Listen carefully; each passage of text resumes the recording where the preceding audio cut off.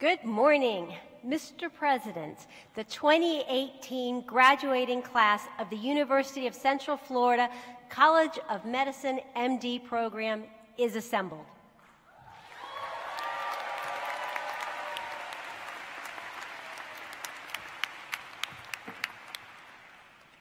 Well, good morning, and welcome to the sixth commencement exercise of the MD program of the University of Central Florida College of Medicine. To begin our ceremony, our vocalist, Jose Velez, and our organist, Andrew Walker, who are located beside the platform, will lead us in singing our national anthem. Gentlemen, please remove your caps.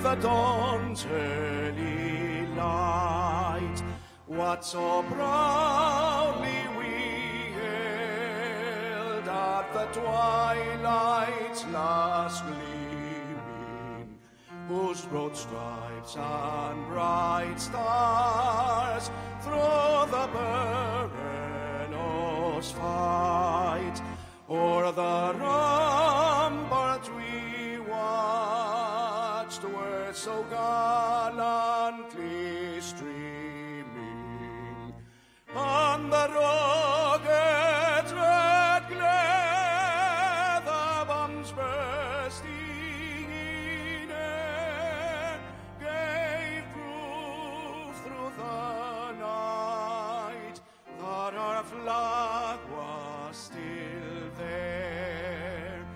Oh, say does that star-spangled banner yet wave o'er the land of the free and the home of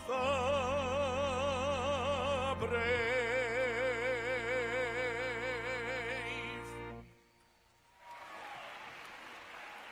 Please be seated. Ladies and gentlemen, this is a wonderful day in the lives of our candidates, and we're pleased to bestow upon them symbols of academic achievement. I know how proud of our candidates you must be, but I also know that a good portion of their success they owe to your love and support. Some of you have traveled quite a distance to be part of today's ceremony, and it is important for you to hear your graduate's name as it is called. We ask you to be mindful that others wish to hear the name of their graduate as well. Before we continue, I must acknowledge that we're tremendously proud of some special members of the UCF family. Would anyone here who is a veteran please rise and accept our thanks?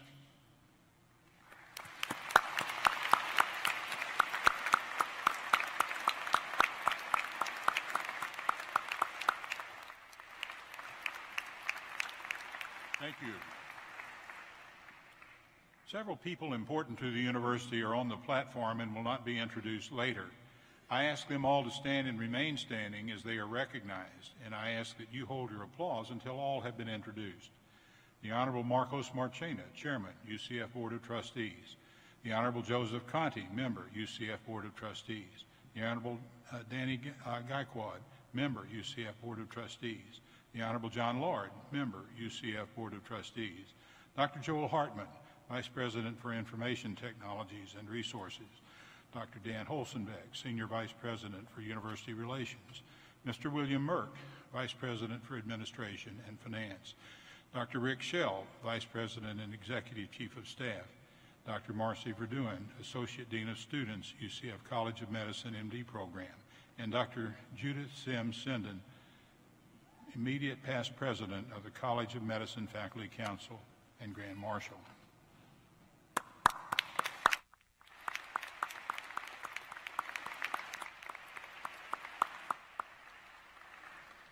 UCF is blessed with an outstanding faculty, and we salute them.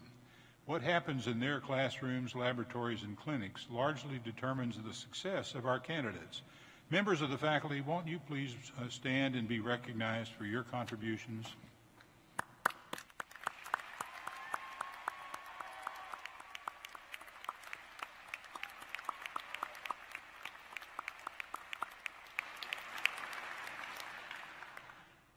Please join me in welcoming UCF's Vice President for Medical Affairs and the founding Dean of the UCF College of Medicine, Dr. Deborah German.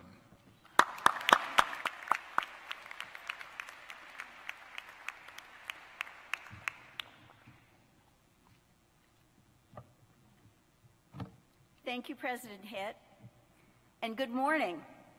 Congratulations, students and families.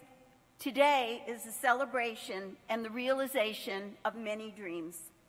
We celebrate each student's individual accomplishment toward the dream of becoming a doctor and the collective accomplishment of our entire community in the dream of building our medical school in a new medical city.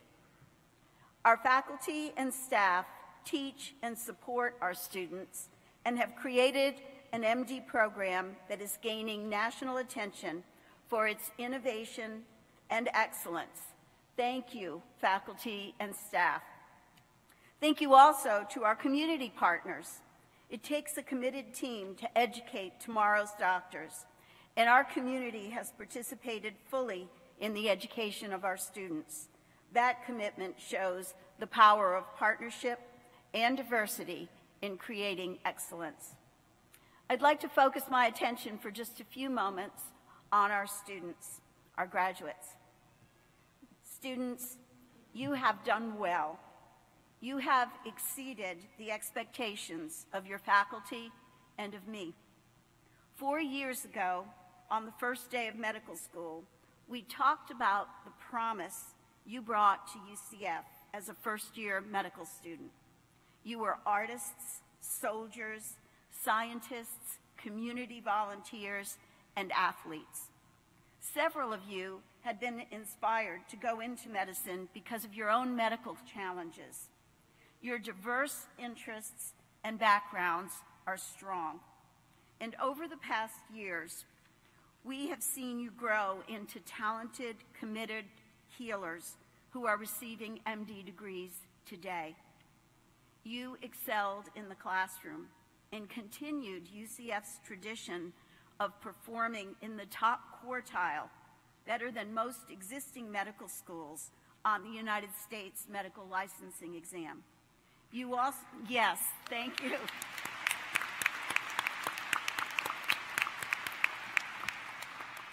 You also performed far above the national average in every subject exam of the National Board.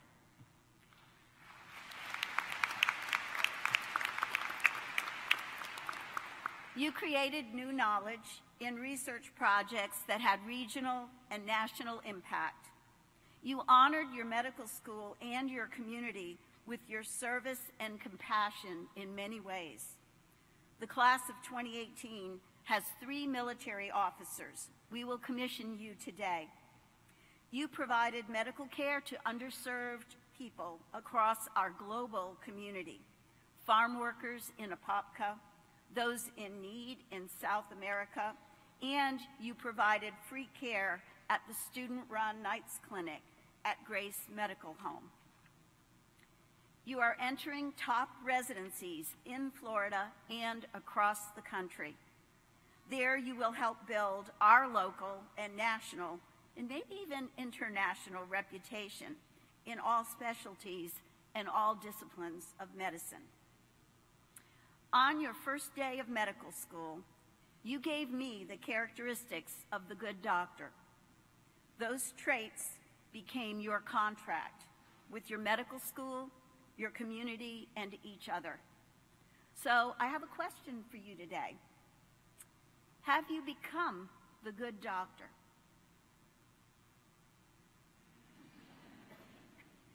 Yeah, I see a little bit of fidgeting. Does this question make you feel uncomfortable? I know it does. I think the reason you feel anxious is because you now know that becoming the good doctor is a lifelong endeavor. As champion football coach Vince Lombardi once said, perfection is not attainable, but if we chase perfection, we catch excellence. You're there.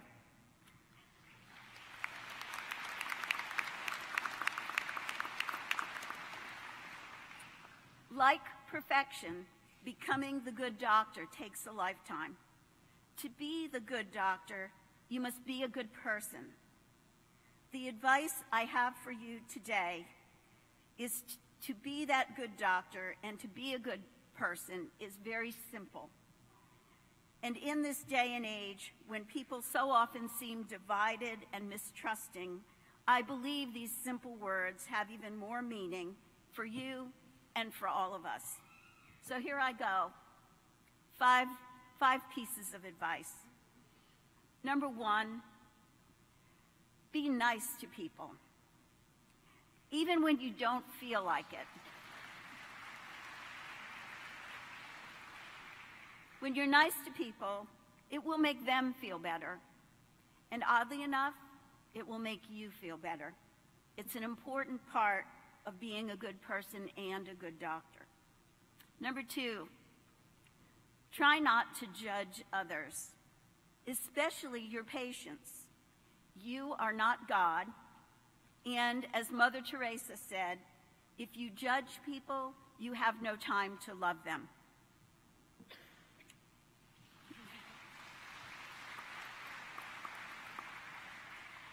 Third, keep curiosity alive in you.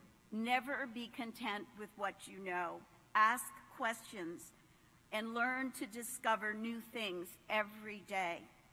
Make a commitment to create new knowledge. This is how you grow. Number four, strive for excellence. Set the bar high. You set it high here at UCF. Continue to set the bar high. Excellence is not about being number one. It's about being the best that you can be. And if you strive for excellence, the rest will follow. Booker T. Washington said, "Excellence is to do a common thing in an uncommon way." And I guarantee you, you will have the opportunity to do many common things next year. Do them well. And last but not least, celebrate diversity. Each of you is as different as your fingerprints. Celebrate those differences, embrace them, cherish them. The good doctor lives in each of you. Like a seed, it has been planted in you here at the University of Central Florida College of Medicine, and it has sprouted. I look forward to seeing how that seed blossoms in you as you pursue your career and the good doctor flourishes within you. Take care of yourselves, take care of your dreams. The UCF College of Medicine will always be your medical home, and you are now forever UCF Physician Knights. Thank you.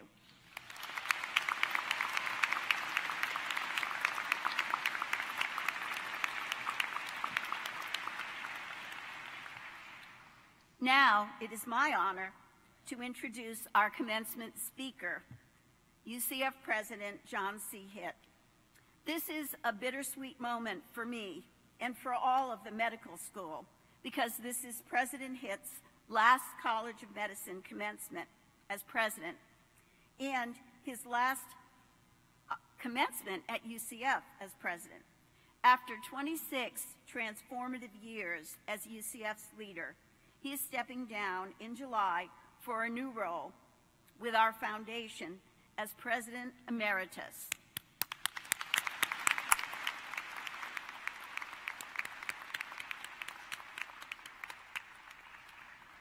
President Hitt, you talk often about how at UCF we make the impossible the inevitable. Without your vision, leadership, and wise guidance, we would not be here. You, more than anyone, are responsible for the miracle that is today.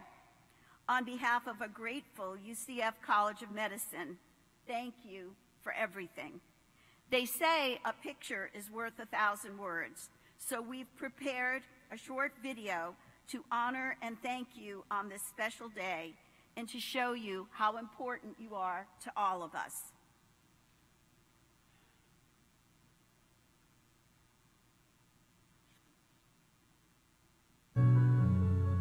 If we hadn't done this, none of those young people would be on their way to becoming physicians. More than 4,000 hopefuls for just 40 positions. That's more applicants per opening here at the University of Central Florida this year than at Harvard. And the scholarship? We admitted 41 students. This is our charter class. Each student will have tuition and living expenses paid for all 4 years. The thing I'm most proud of is being his partner in that, get it approved through the state. Without John Hitt, it wouldn't have happened. I'm a first-generation college student. There's always been obstacles in the way. There have always been individuals who would tell you, oh, that's too hard. And because he was able to take his dream and make it a reality, my dream is now becoming a reality as well. Everything he seems to touch turns to success, and so we're really grateful for him. He has no idea the impact of what he's begun. Medical City is unique in the United States in many ways. It takes a lot of courage for somebody to take on such a task like this, to open a new medical school, to create this beautiful medical city with the College of Medicine at its forefront. Without UCF making that commitment to Lake Nona and developing this area and having all, the future hospital that's going to be built, and we have the VA around the corner, there's going to be jobs, and I'll be able to be here and serve and support. That's where I want to be. I embrace people that were bigger and bolder, that had a clear vision. Imagine what UCF would have been like without John Hitt. I hope that Dr. Hitt will forever be proud of the legacy that he's left here with medical school. I will miss him. I've loved working with him, and he's given the greatest gift to our community. Let's welcome Dr. Hitt.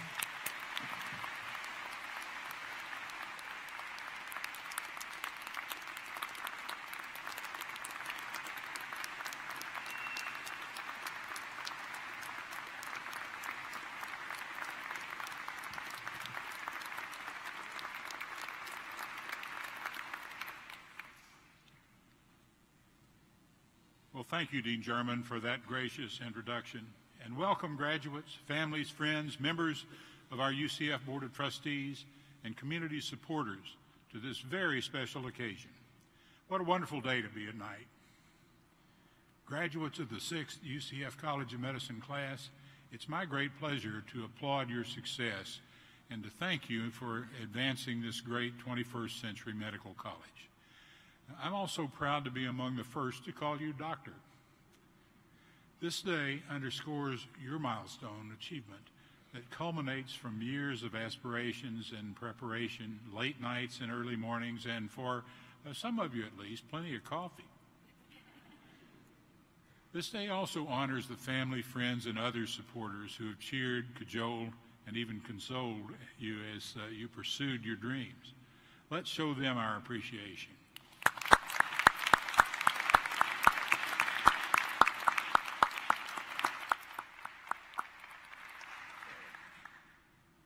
The commencement of this 6th class is a source of great pride for our community, and particularly for our outstanding faculty and staff at the College of Medicine in the medical city at Lake Nona. Thank you, Dr. German, founding dean of the College of Medicine, and thanks to the outstanding faculty and staff you have attracted here and have nurtured so well, and to the many talented volunteers who make such a difference. Like proud parents, you and your colleagues have delivered a class of caring physicians. They're ready to serve, to heal, and to advance the practice of medicine for us all. To all members of Team Deb, congratulations on a job well done.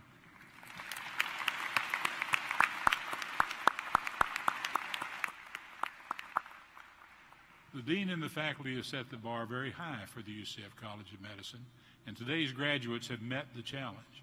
Their outstanding scholarship and service are models of succeeding for succeeding classes to emulate. Graduates, I know that I speak for our entire Knights family and for Central Florida when I say that I'm proud of your accomplishments. You are a special part of a dynamic university that is among the largest in the nation and one that is becoming a 21st century model for providing world-class education. In choosing a medical school, you knew you faced a defining moment for your future. And you could have selected any number of traditional medical schools to help you pursue your dreams. Yet you chose UCF, and UCF has honored its commitment to you.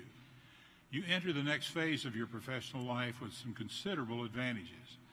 You earned an exceptional education from an innovative medical college that is rapidly gaining national recognition. You began your careers at top hospitals in Orlando, in Florida, and in the nation, in specialties ranging from primary care to neurosurgery. And you are forever linked to a dynamic medical city that inspires hope and optimism throughout America for incomparable clinical care and new medical solutions. Graduates, your instincts serve you well in choosing this medical school, which will be joined in 2021 by a new UCF academic hospital in partnership with the Hospital Corporation of America.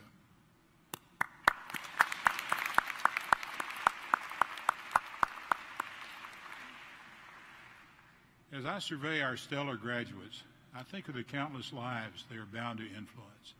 I haven't had the experience of working in the healthcare profession, however, I know I have experience as a patient who has depended on the care and counsel of physicians. June of 2006, I was on a strenuous bike ride in the Central Florida Research Park adjacent to our campus. During that ride, I had a serious heart attack. Fortunately, I had a cell phone and could call for help.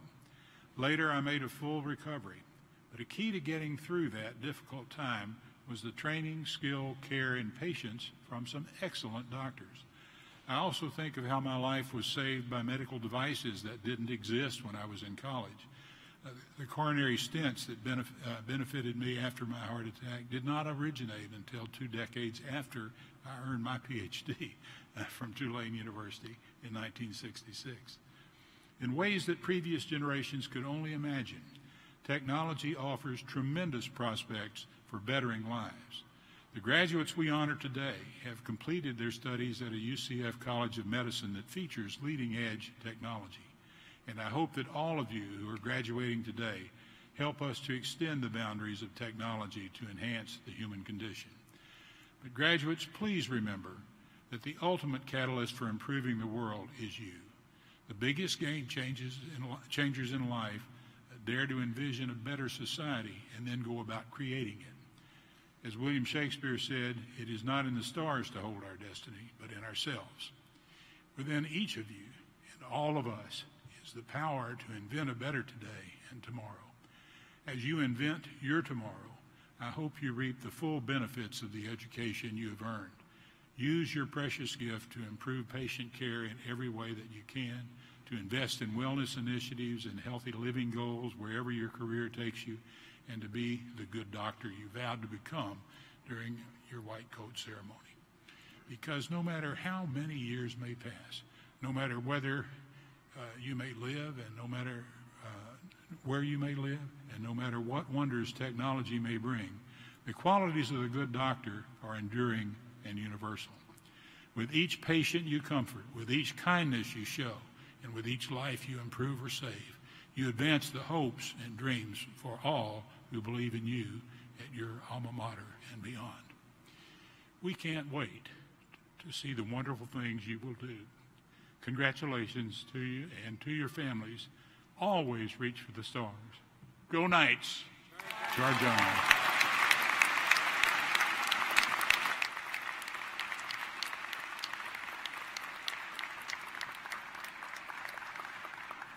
Dr. James Sanders, Assistant Professor of Neurosurgery at the College of Medicine, has been selected by the graduates to speak today.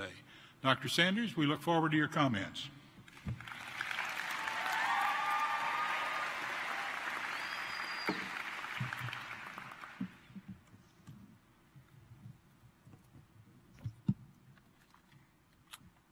Well, you guys look incredible.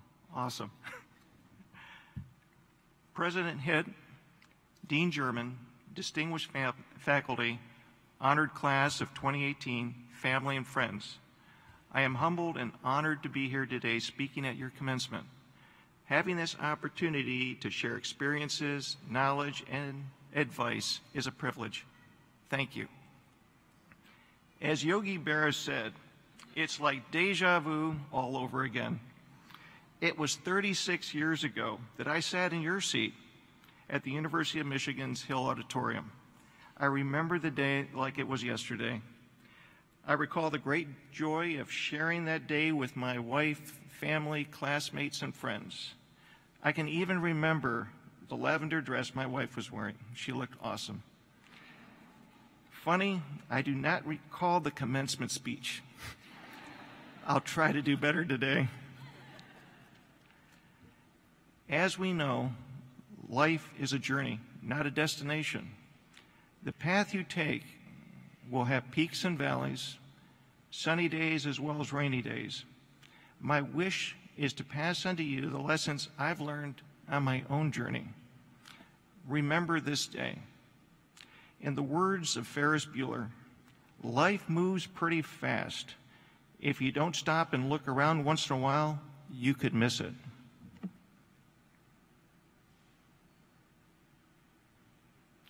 Sometimes you just have to do it.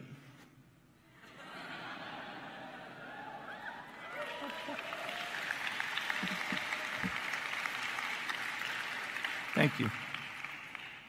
You will always have a visual record of this special day, filled with the happiness and joy of fulfilling your dream of becoming a physician. Today is the culmination of many long, hard hours, sacrifice, in reaching this milestone that has encompassed your life. Never forget this moment of great achievement. It is a privilege to be a physician and have the opportunity to care for others. You will have days that will test your mettle and passions to practice medicine. I ask that you always remember this day and this achievement and how you felt. And on the 8th day, God said, "Okay, Murphy, you're in charge." Often a staple of medical humor and exasperation, Murphy's Law. Anything that can go wrong will go wrong. Be confident in the education you have received and your ability to think critically with every situation you face and every patient you take care of. The fear of failure and making a mistake can be paralyzing. As a new physician on July 1st, you will face many new challenges. Do not be incapacitated by the prospect. Look at the objects in your path not as obstacles, but as opportunities. Reach to the depth of your ability and strength every day you care for patients. Many of you will make many changes throughout the course of your careers. The changes may be location, partners, types of practice, or even the field of medicine. Do not settle for mediocrity. Your personal and professional goals should align with the integrity and goals of the practice that you choose. From personal experience, I can tell you change is good. It opens new avenues for growth and opportunity. I changed locations 3 times before I found the right fit for both my family and for professional growth. Change is good, and don't be afraid of it. The Dalai Lama stated, there are only 2 days in the year that nothing can be done. One is called yesterday, and the other is called tomorrow. Today is the right day to love, believe, do, and mostly live. We miss the beauty of today, often looking at the past with disappointment or regret, or at the future with fear and anxiety. Remember that we can have some control over the present and the decisions we make and the actions we take, but we can't reverse the past or teleport to the future. Make every day a special day.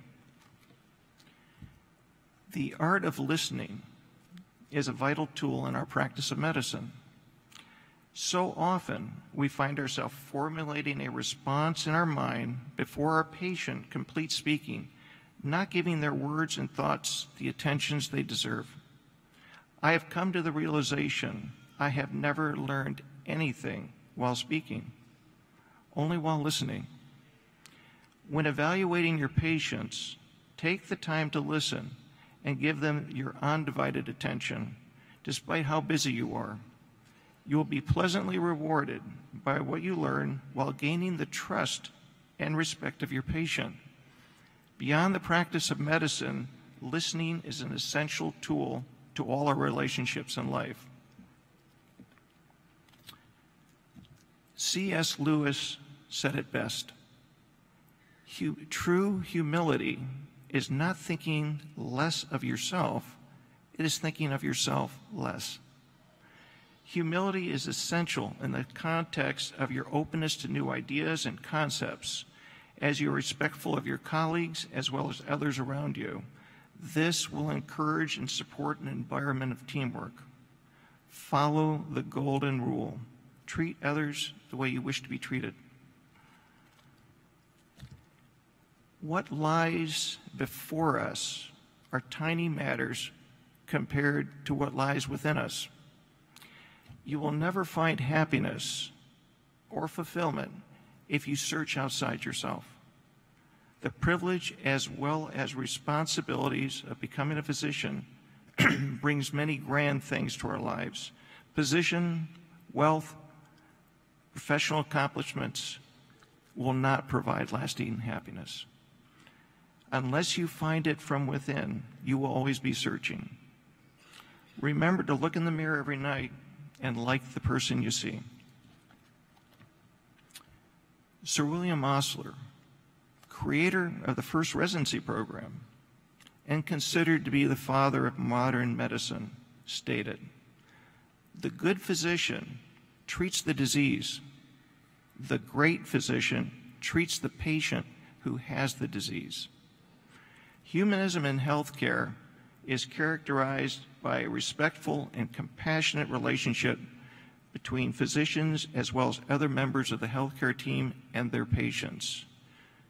It is important to remember that we're there to minister to more than just the body, but also the soul.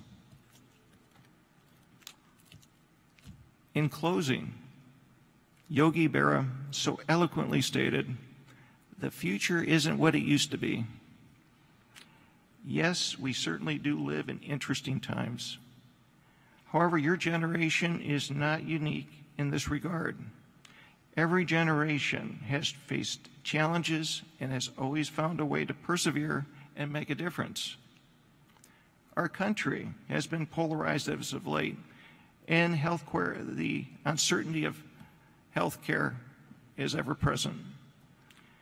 To quote one of my favorite professors of wisdom and magic, Albus Dumbledore, "Happiness can be found even in the darkest of times, if only one remembers to turn on the light." Class of 2018, you must carry that light, to practice humanistic, patient-centered care, to be the voice for your patients' needs and rights, to lead by example, practicing medicine with humility, empathy, love, and kindness. And always remember that healthcare should always be a right, not a privilege. Thank you.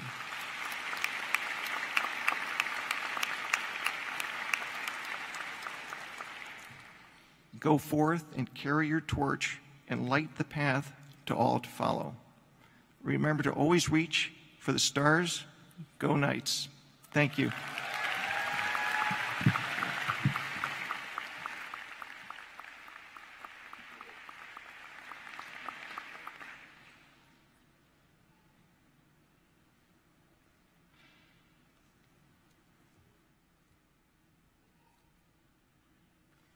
Well, we've reached that happy time in our commencement exercise when degrees will be conferred.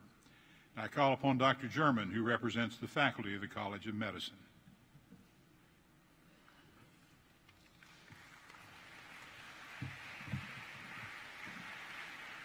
Thank you, Mr. President.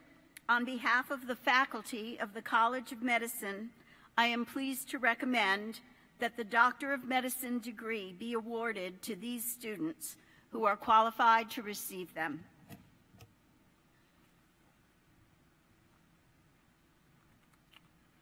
Thank you, Dr. German. Dr. Elizabeth Dooley, Interim Provost, will you please join me at the rostrum for the conferral of doctoral degrees?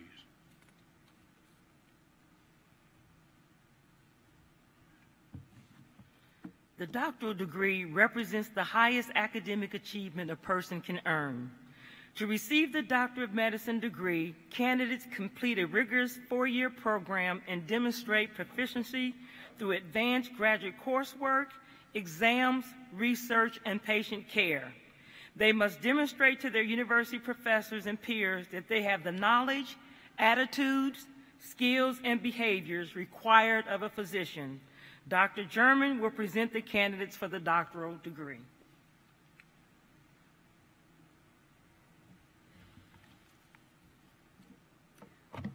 Will the Doctor of Medicine candidates from the College of Medicine MD program please rise?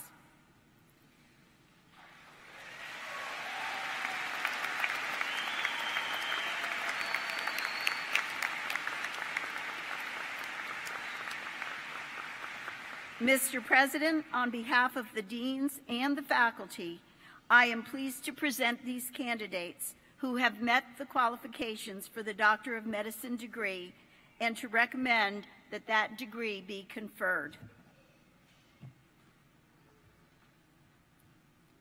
Thank you, Dr. German.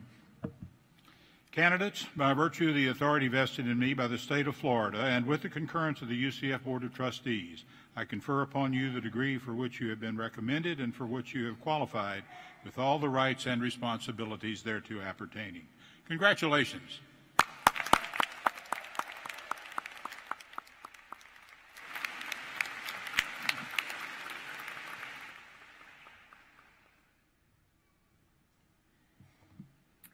At this time, our graduates will receive their UCF black and gold hood. The hooding ceremony is traditional for the conferral of doctoral degree. The academic hood is a UCF hood, and the velvet lining represents the field of study, which is green for medicine. Will the first row of graduates please come forward and be recognized and hooded? And will the remaining rows be seated?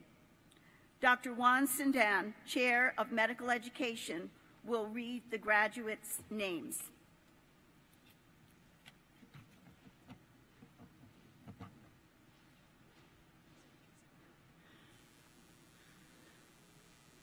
Shane Hamacher.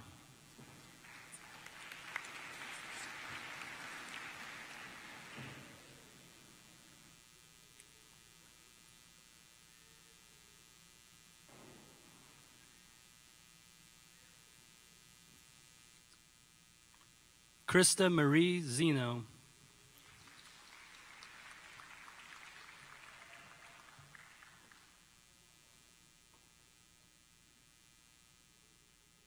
Danielle Catherine Reamer.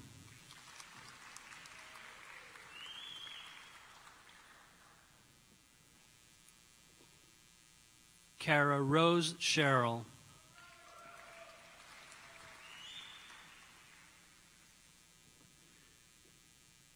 Catherine Smith.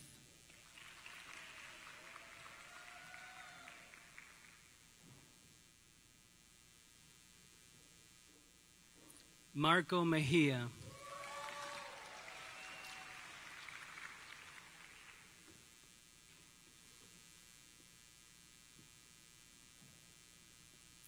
Ali Mozayan.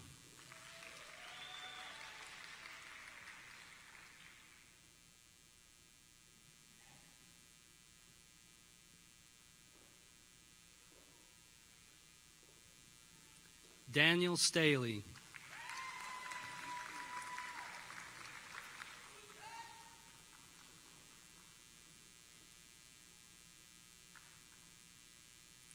Keegan McNally.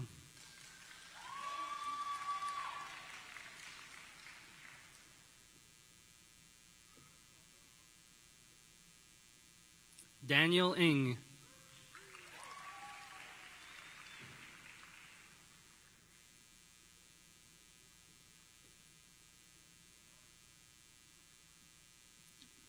Aaron Smith.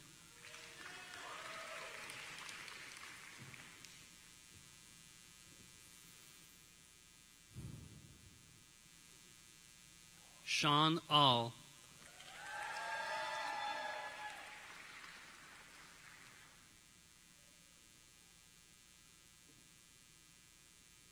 Kristen Combs.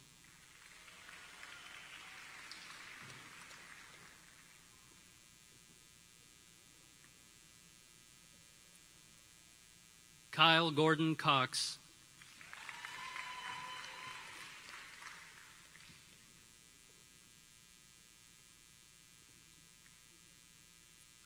Brittany Ann Urso.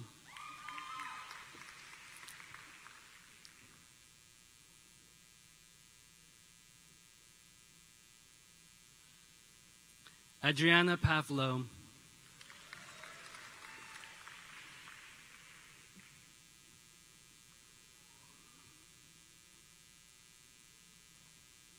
Michael Pavlov.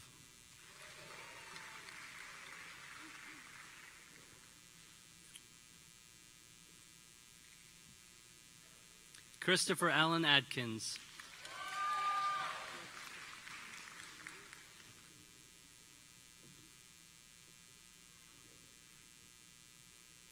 Catherine K. Baker.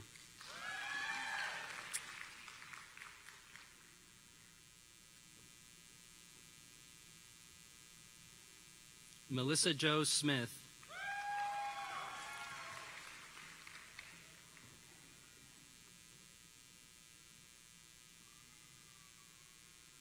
Catherine Mills.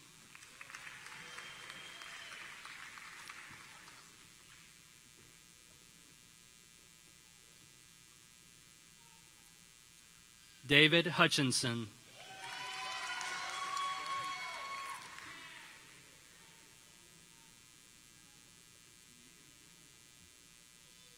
Nathan Esplin.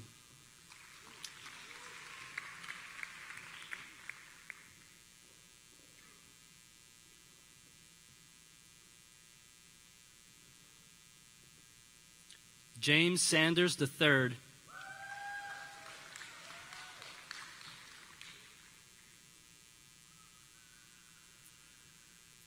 Arash Rizai.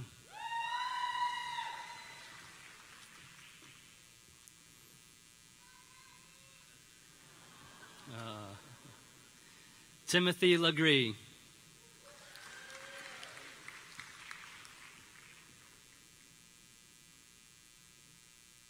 Nicole Ann Legree.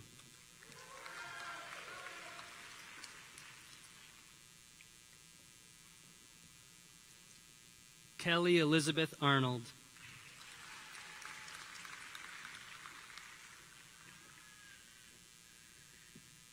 Trevor Getz.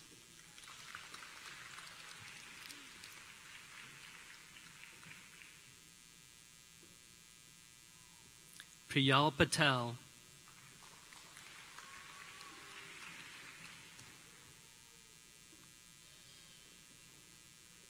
Sagar Patel.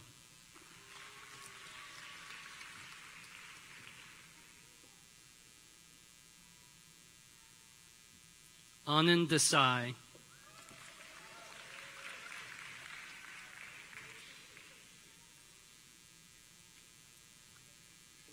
Reem Abdallah.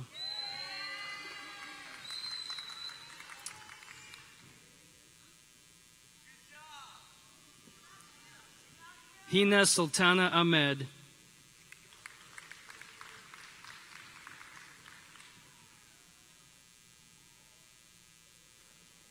Sami Kashawi.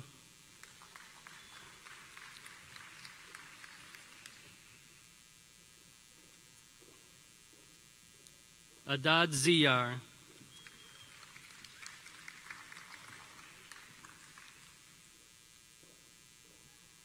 Walid Faisal Muhammad.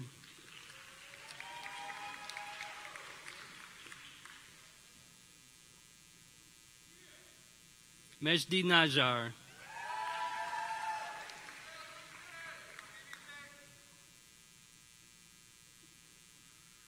Firas Sbey.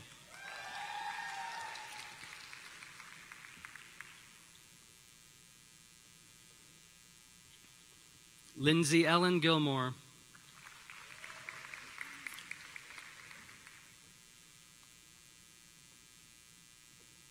Alexander R. Kowalski.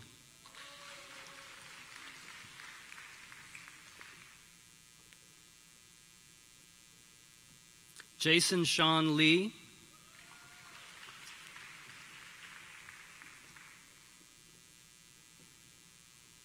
Scotty Fravel.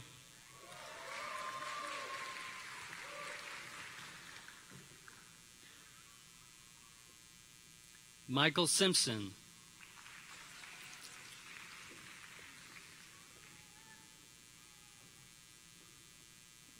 Paul Erickson.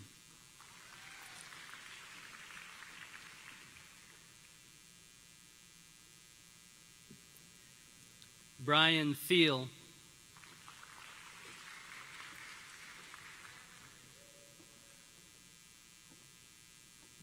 Nicole May Tricarico.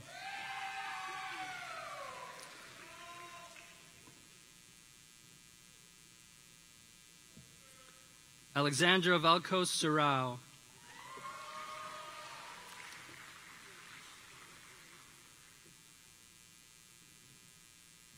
Shalini Alum.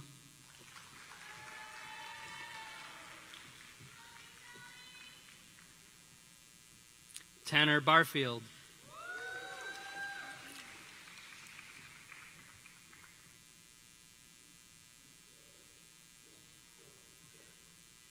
Trevor Maddox.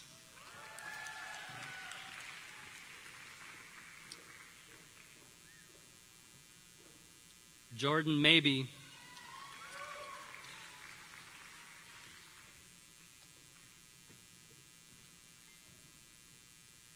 Stephen Kelly.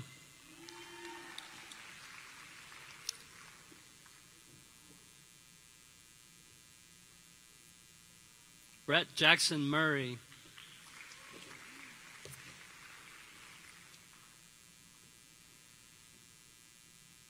Wee Lee.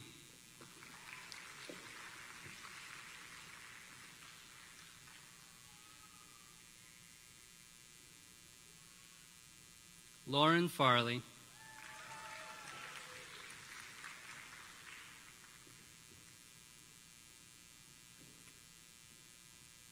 Max Zhang.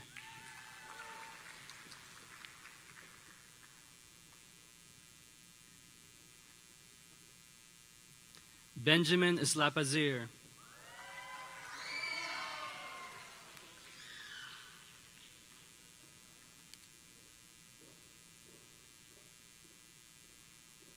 Richard J. Taylor III.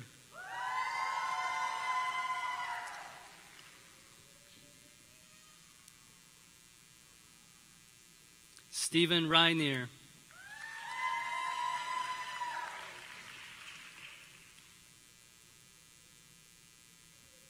Tim Fretwell.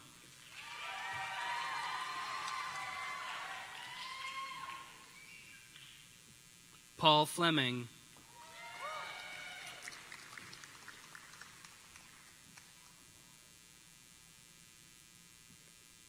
Jonathan Mayle.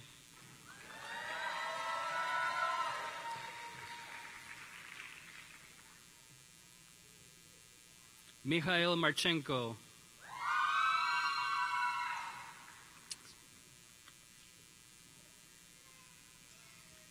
Hanson Lamb.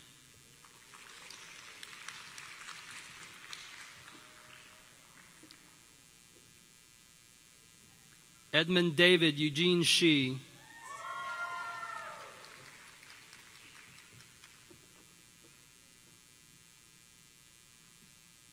John Kim.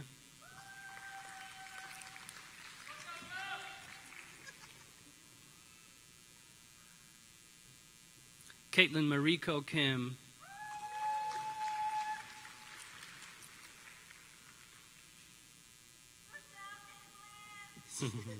Courtney Nicole Masco.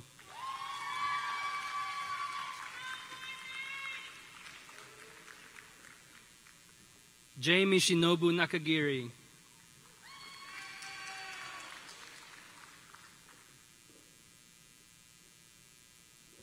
Wei New.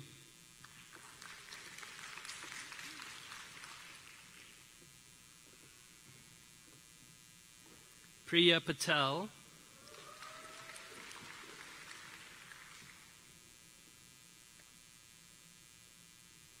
Brett Oliver Dumas,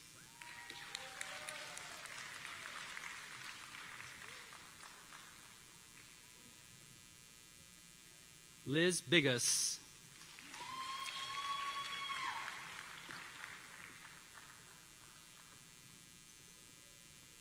Danielle Abbott,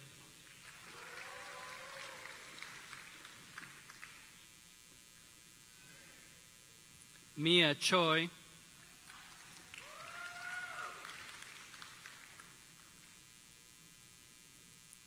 Kelvin Tai Tran,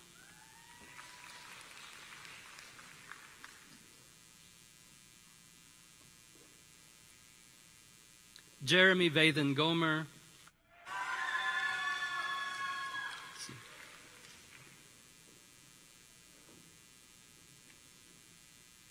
Simon Kachun So,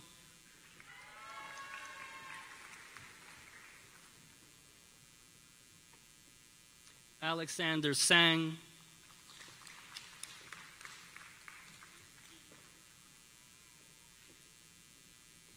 Ali Ahmed,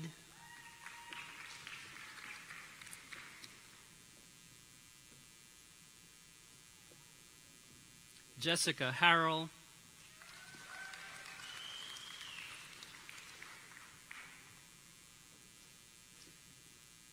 Lourdes Giovanna Ramirez,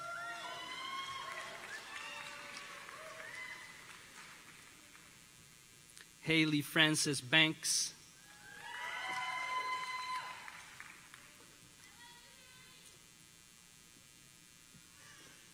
Dandan Ma,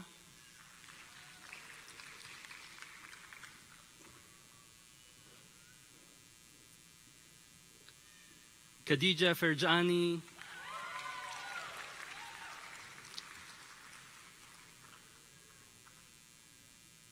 Brandon James Hendricks,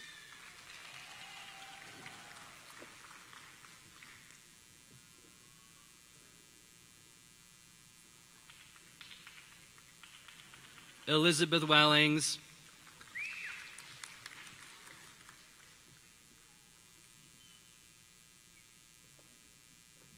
Emily Garavati,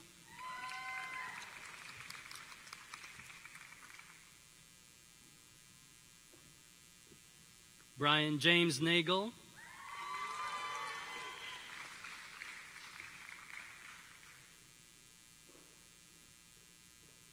Nandani Nitur,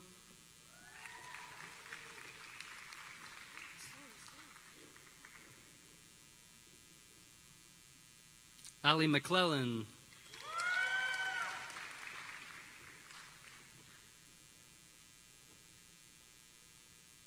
Tyler Christopher Hall,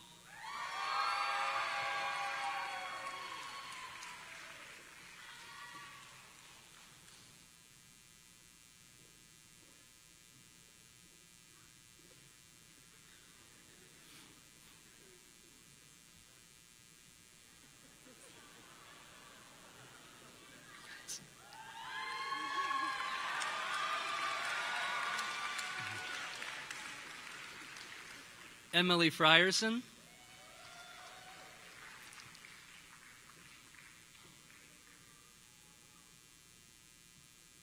Blanca Anaís Estupiñán,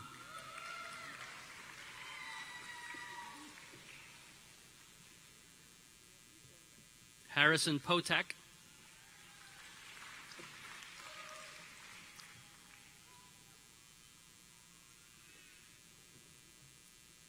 Lior Arbel,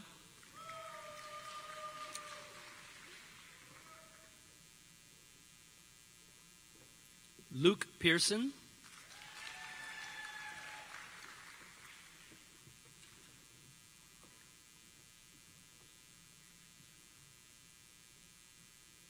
Ariel Botwin,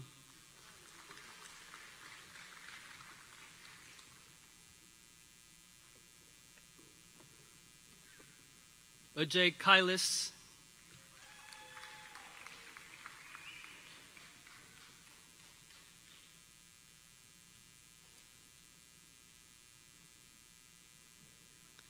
Hanisha Patel,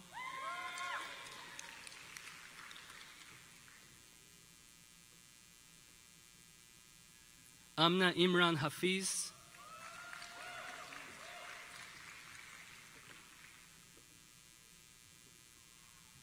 Jill Sande Pandya,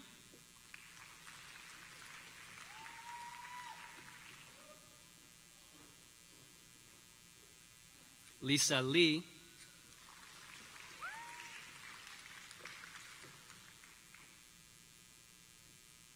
Amanda Iris Gonzalez,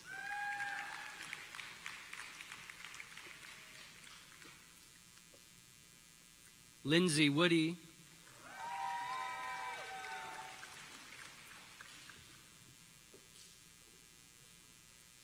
Lori Elizabeth Goyak,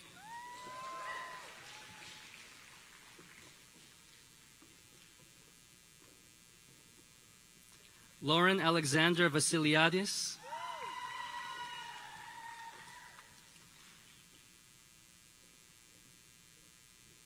Erica Lee Cohn,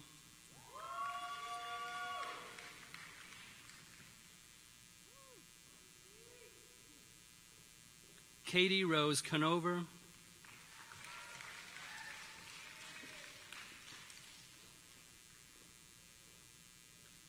Robert Lysick,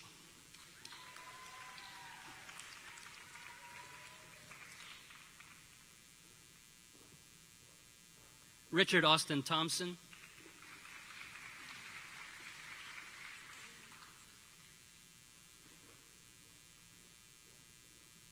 Jessica Fernandez,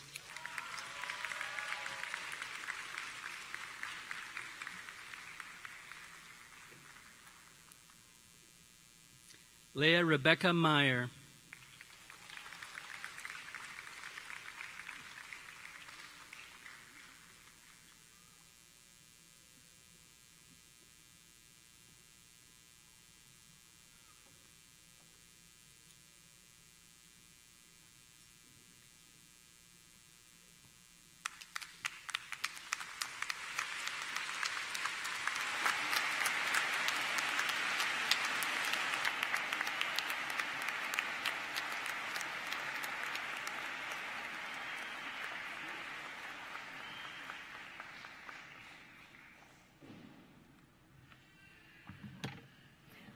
Let's give another round of applause for the class of 2018.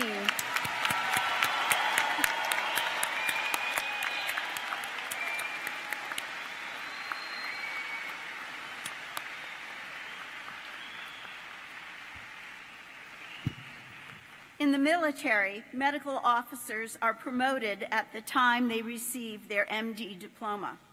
I would like to invite to the stage 3 of our 2018 graduates, Lindsay Gilmore, Michael Pavlo, and Melissa Smith.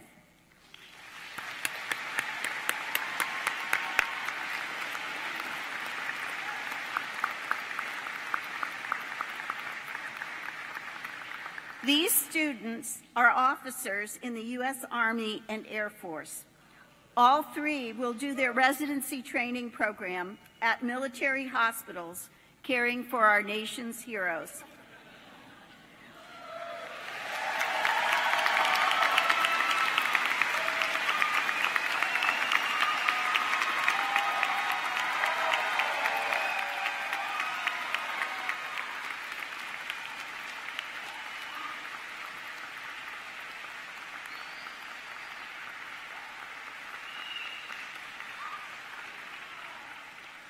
Dr. Richard Pepler, our Interim Vice Dean and Associate Dean of Faculty and Academic Affairs, a retired colonel with 35 years of service in the Army Reserve, will administer the military oath. After our students have taken the oath, 2 College of Medicine faculty members and Dr. Smith's husband, Aaron Smith, a class of 2019 MD student and Army veteran, will pin them.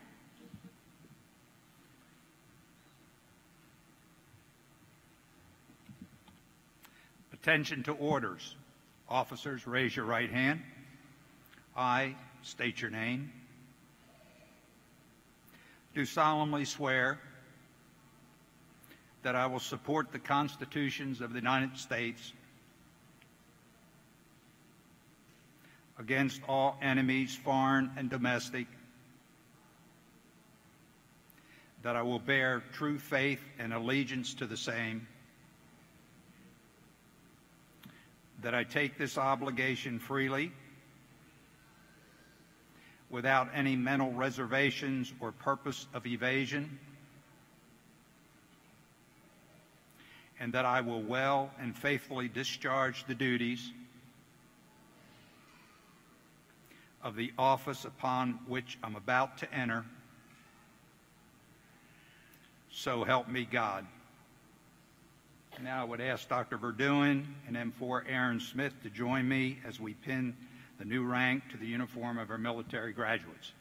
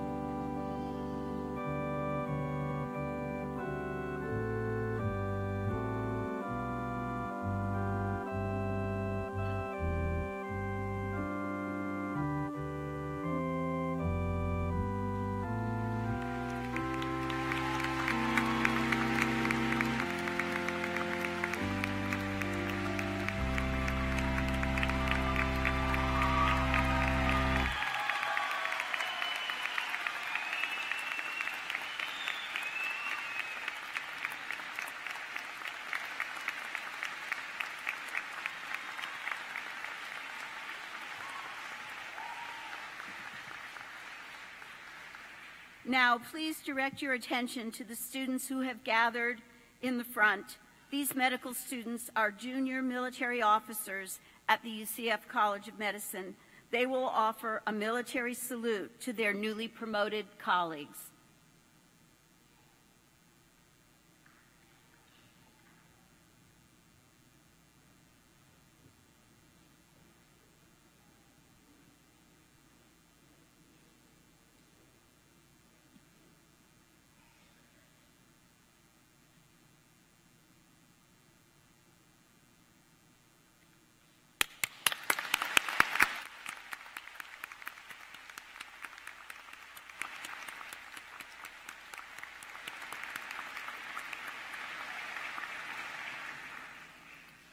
Now it is my pleasure to introduce the Hippocratic Oath.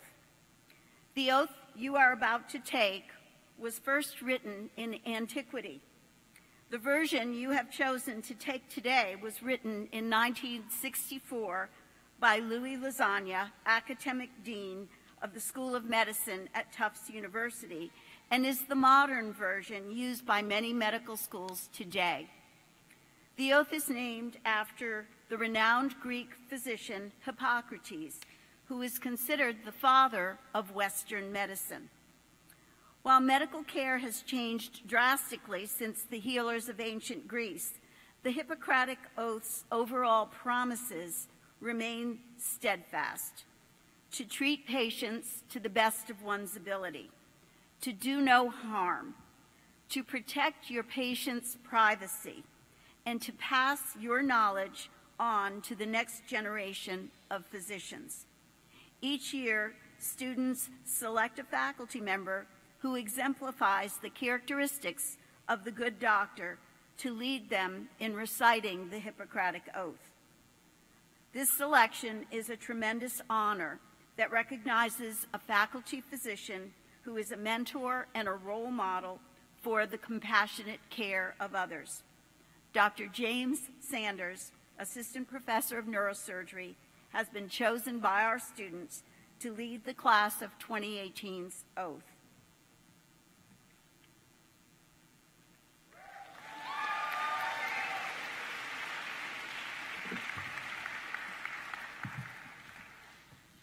It is like deja vu all over again. Class of 2018, thank you for this honor. At this time, I'd like to ask the graduates and any physicians who would like to participate to stand and turn to page 3 of the program as I lead you through the Hippocratic Oath.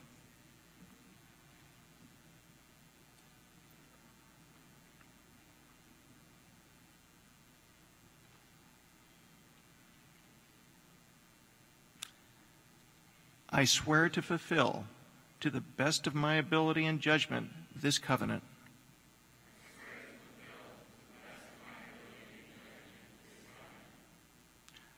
I will respect the hard-won scientific gains of those physicians in whose step I walk, and gladly share such knowledge as is mine with those who are to follow.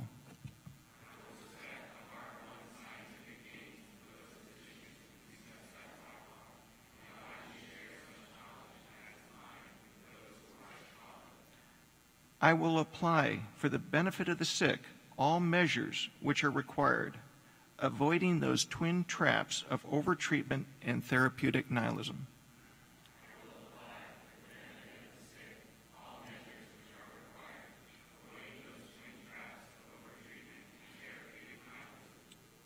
I will remember that there is art to medicine as well as science, and that warmth, sympathy, and understanding may outweigh the surgeon's knife or the chemist's drug.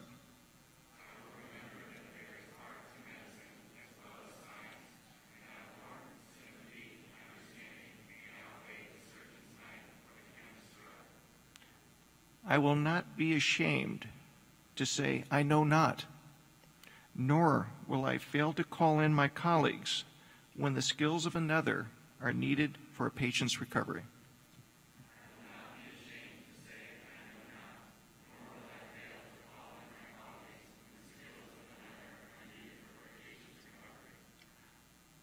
I will respect the privacy of my patients, for their problems are not disclosed to me that the world may know.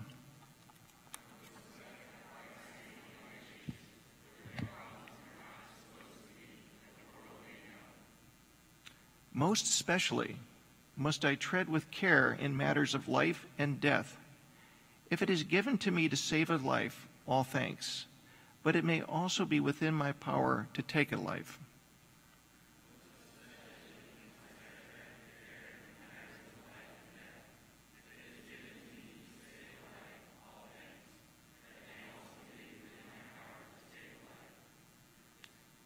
This awesome responsibility must be faced with great humbleness and awareness of my own frailty.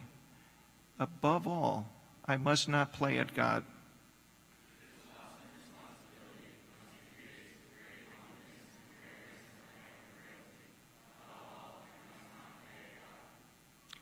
I will remember that I do not treat a fever chart, a cancerous growth, but a sick human being whose illness may affect the person's family and economic stability.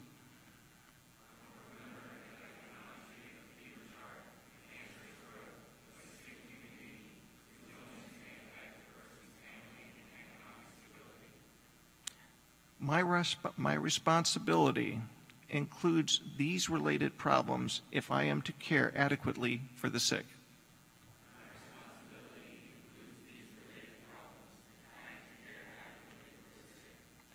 I will prevent disease whenever I can, for prevention is preferable to cure.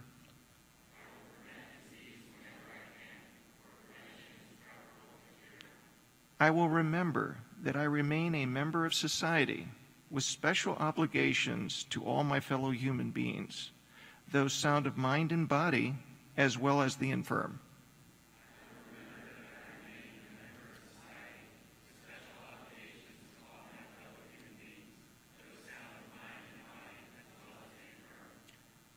If I do not violate this oath, may I enjoy life and art, respected while I live, and remembered with affection thereafter.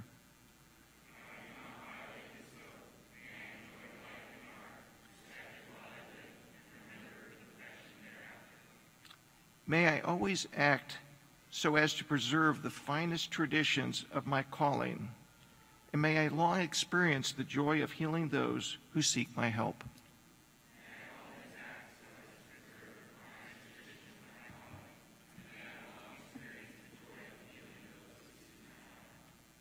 You may be seated.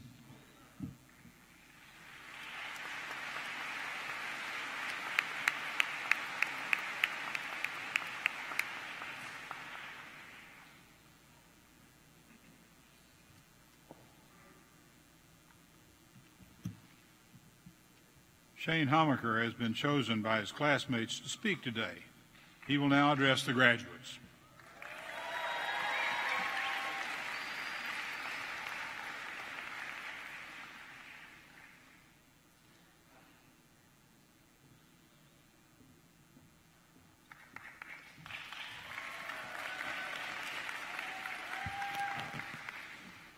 Thank you, President Hitt, Dean German, distinguished faculty and guests, and friends and family. Most of all, to you, the distinguished doctors. I think I'm the second one to say it, but officially now doctors of the class of 2018. I'm so incredibly honored to share some words with you here today. So there I was.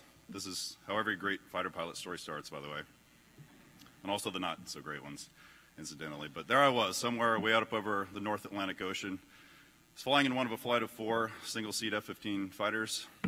We had been scrambled from our alert base in Iceland and had just committed out of our combat air patrol to intercept what was presumed to be a nuclear-capable Russian Bear bomber. It was flying up over the North Pole towards the NATO airspace. Suddenly, the master caution light illuminated on the panel just below my heads-up display. So I punched off the master caution light.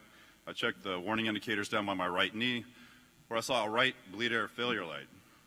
So this basically meant that superheated exhaust gases were escaping from the engine compartment, where they should be, into an area which housed such critical components as my hydraulic and my fuel lines. This is where they shouldn't be, obviously. So I pulled the right engine back to idle power, post-haste, had one of my wingmen rejoin on me while I pointed back towards the nearest patch of landable concrete, which was more than 150 miles away in Iceland. And while I ran the remainder of my checklist, the other 2 jets continued the intercept. And I recall then gazing down at the icebergs that were floating around in those North Atlantic waters, those freezing waters several miles below my jet, when the master caution light re-illuminated, this time a left bleed air failure. So now I was in uncharted territory.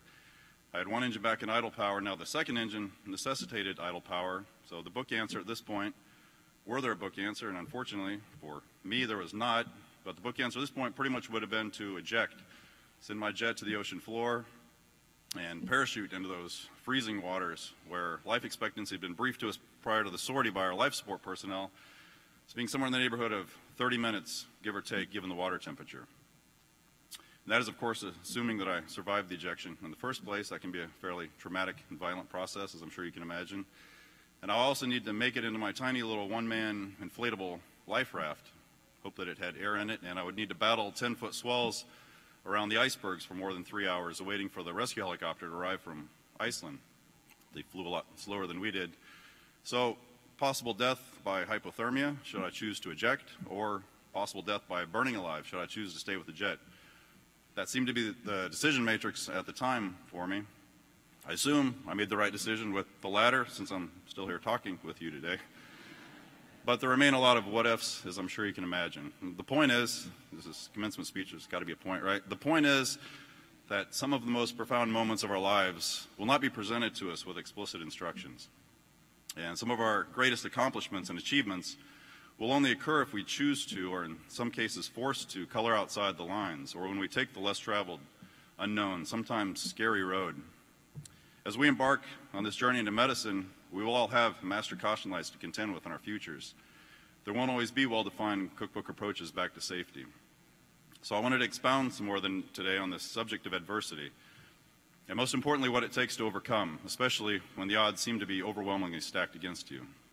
I'm not an expert on much, that's one caveat, but I have been dealt some fairly difficult hands at several points, actually many points throughout my life, and I wanted to share my story with you today in hopes that my struggles could be proof that even when that master caution light illuminates, great things are still possible, albeit oftentimes in ways that you may not have originally foreseen. So don't get me wrong, I have been extraordinarily fortunate to be given some amazing opportunities in my life to do some fairly interesting things. But nothing has come easy, nothing without struggle. I have had the enormous privilege, however, of being allowed to serve as a diplomat in our embassy in Moscow, to work in the Pentagon, Headquarters Air Force, to fly some pretty fantastic jets, my humble opinion as a fighter pilot, to go to the Air Force Academy and jump out of airplanes, rappel out of helicopters, to lead humanitarian assistance missions, some peacekeeping missions in some war-torn countries, and now I have to practice medicine. So to someone who doesn't know the full story, it may sound like things just sort of fall into place, but in reality, this is not the case. Far from it. My life has actually been a continual series of disappointments, setbacks, near failures. I've been told no far more times than I've ever been told yes, I assure you that. But I've found that it is in facing adversity or facing failure, when we then push ourselves even harder to succeed, this is where either things will work out as originally intended, great, or in many cases, life may take a divergent path. Things may turn out differently, but many times even better than originally planned. I was taught from a very early age by my mother and father. My mother, the most caring and compassionate woman that I know.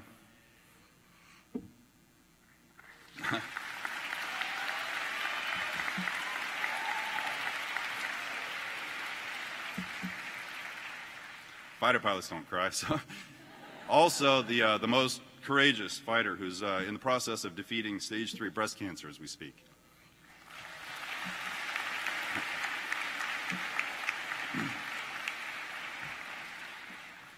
And my father, the most disciplined and hardworking human being I've even heard of in my life, that quitting is not an option, that you go after what you want, what you know is right, and you don't settle. So as just a few examples from my life, and obviously don't have enough time for the backstory to go with all these anecdotes, thankfully for you, right? But I didn't make it into the Air Force Academy when I first applied. In fact, I was told that I wouldn't be accepted. So I took the ACT and the SAT a total of 10 times, and I went to a semester of civilian college and then prep school, made it to the academy. While I was at the academy, I was told, unfortunately, I was not pilot qualified, that I wouldn't be going to pilot training. When I made it to pilot training, I was told I wouldn't be flying F-15s. Well, I was flying F-15s, and I think you can kind of see the trend developing here. At one point when I was flying F-15s, I was sent on a one-year remote non-flying assignment to South Korea.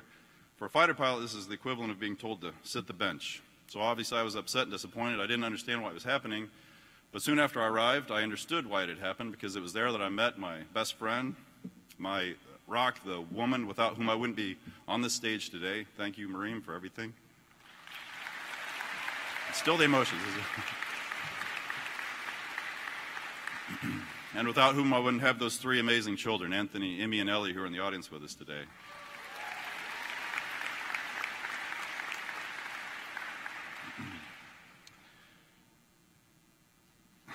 Sorry, then I completely lost that. So at another point in my Air Force career, I was passed over for promotion to Lieutenant Colonel. I was upset and disappointed, but had this not occurred, I honestly don't think that I would have been driven to prove to myself, and perhaps even out of spite to the Air Force, that I was capable of doing something as bold as following this ultimate dream of mine to become a doctor. Or perhaps this is just a legitimate midlife crisis. I don't know. I'll let you be the judge of that. The trend continued for me even in medical school. I was on my 3rd year clerkship rotations, neurology, as it were, that I was introduced to an amazing mentor by the name of Dr. Bruce Hoey, head and neck surgeon. After scrubbing in a few surgeries with him, which perhaps I shouldn't have been doing on my neurology rotation. It's too late right now. But I went home and I told my wife, this is what I want to be when I grow up, for the 2nd time. Or the 3rd time, I've lost count already. But head and neck surgeon, ENT. So I began to research this as a residency option. Obviously, in my naivety, not understanding the complexities and intricacies and the competitiveness of different fields, I was told that unfortunately chances were exceptionally slim, and if it were to happen, it would only be if I took a year off to go do dedicated research or something similar. I'm probably just too stubborn to believe this, and thanks to my father for that trait. But I was also pushed by my wife and 3 other fantastic mentors in my life, Doctors Colonel Dick Pepler, Juan Sindon, and Sam DeJesus, that I should go on an away rotation to prove that I was more than my abysmal Step 1 score. And I'm pleased to say in the next couple of months, I'm actually off to operate on heads and necks. So,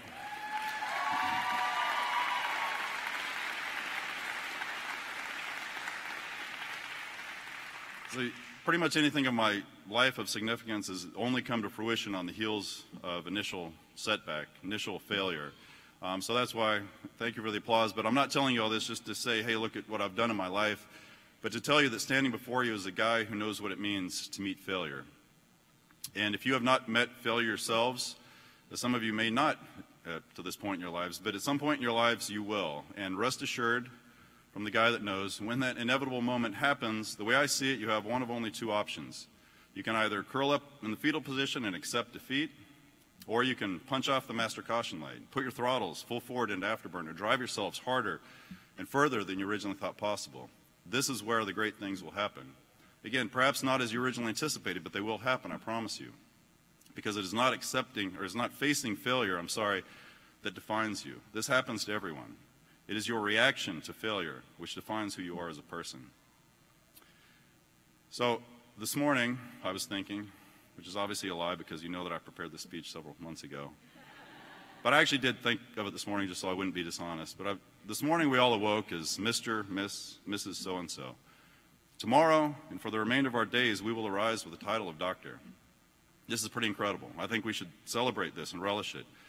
But let's not rest on our laurels. Let's not take this graduation ceremony to be an ending, but rather a beginning. That's why this is called a commencement ceremony, as far as I know. Let's vow to drive ourselves to achieve more every day, to color outside the lines, to take the less traveled road, to never accept failure. Most importantly, to never accept failure. We owe this to ourselves, we owe this to our future patients, and quite frankly, to humankind for this incredible privilege, this responsibility we've been granted today to impact our fellow human beings' lives in such profound ways as physicians. I'm so extraordinarily proud to have walked across this stage today with each and every one of you, my brothers, sisters, classmates, doctors of the class of 2018. Before I close, I wanted to take a moment for us to give thanks to this incredible institution from which we just graduated. To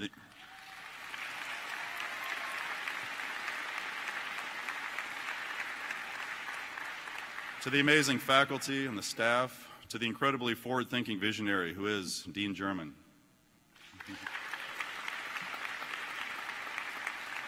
To Dr. Verduen, our continual source of wisdom and guidance over the course of these last 4 years, literally since day zero. And to countless others who unfortunately we just don't have the time to thank individually. Let's also take a moment and give thanks and show our appreciation for our loved ones, our family, friends, relatives, mentors who are in the audience with us today.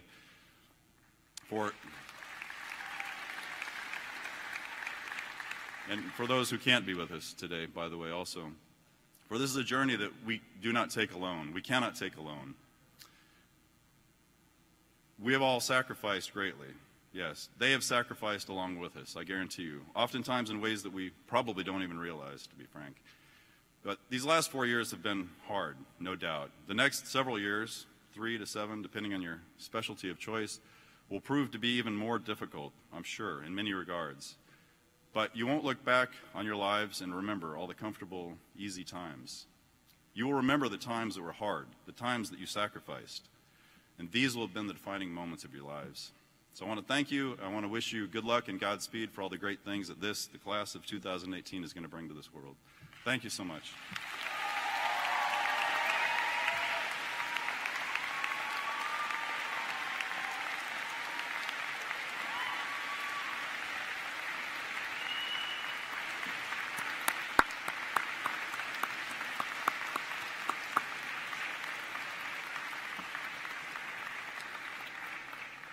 Dr. Jonathan Balin, a graduate from the Charter MD class of 2013, has a few words for our graduates.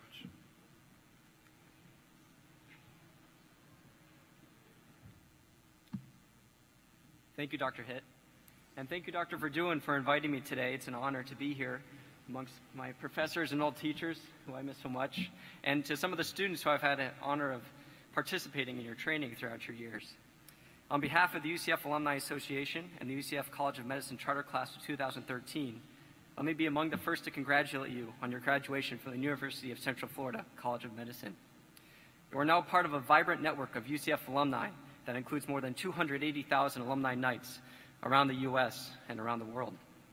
Today, you join a small but growing group of 491 doctors who have graduated from our beloved College of Medicine. In fact, exactly 5 years ago today, I was sitting in your seat in this building wearing your robes, and I know how excited you must feel and how proud your families are. So cherish this moment. You all deserve it. We hope that wherever your path takes you, you find a way to stay connected to UCF.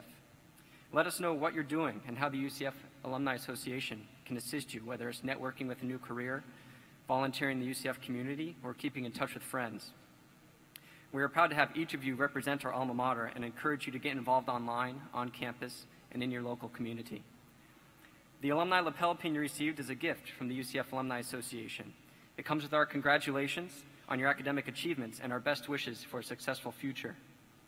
Throughout your bright futures, please do visit the alumni website and stay tuned in to the exciting events that are held throughout each year. We hope that as you progress throughout your career, you will believe in a future night, as once a mentor had believed in myself, and likely you. Never forget that it is the students like you that make this college extraordinary, and that there is no greater honor than providing a future student the opportunity to achieve their dreams. Help a UCF student with your time, encouragement, resources, or however you can. Finally, following today's ceremony, we invite you to participate in a graduation day tradition, have your picture taken in front of the Victory Night statue at the UCF Fairwinds Alumni Center, which will be your new home from here on out. And congratulations to the class of 2018. And go Knights!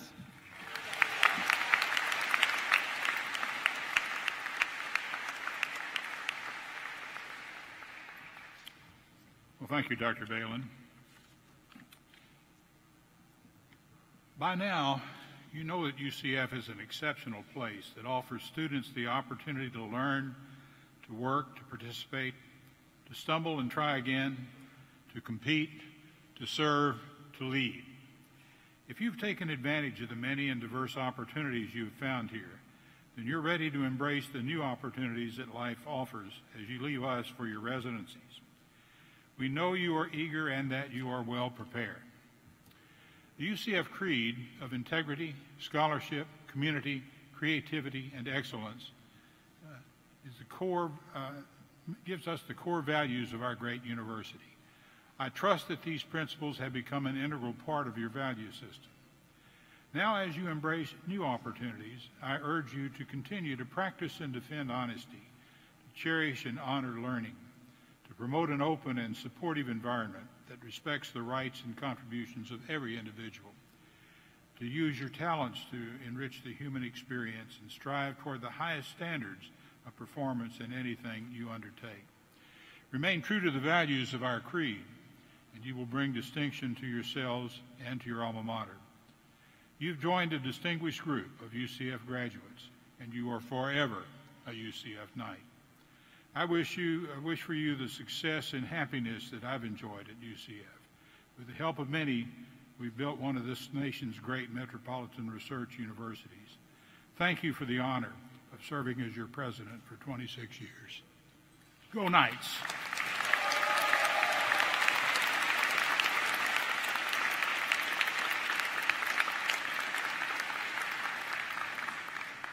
As we prepare to close today's ceremony, I ask that you recognize the contributions of our vocalist, Jose Velez, our organist, Andrew Walker, and our bagpipers, Reg Lyle and David Ensfelder.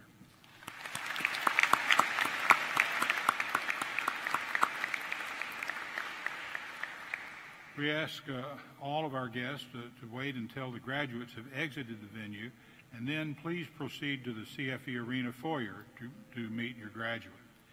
We'll close our ceremony by singing the UCF Alma Mater, led by Jose Velez. You'll find the words on page 8 of your program. Following the Alma Mater, we'll have the recession of the platform party, the faculty, and the graduates. Thank you for coming today to be part of this joyous ceremony.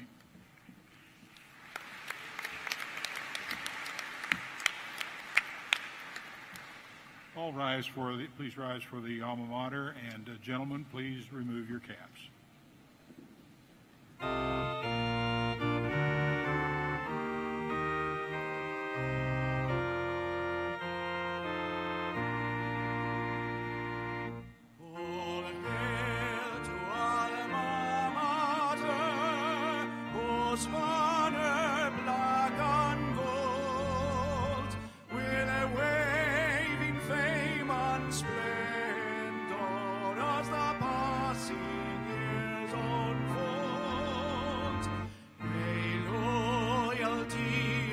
Friendship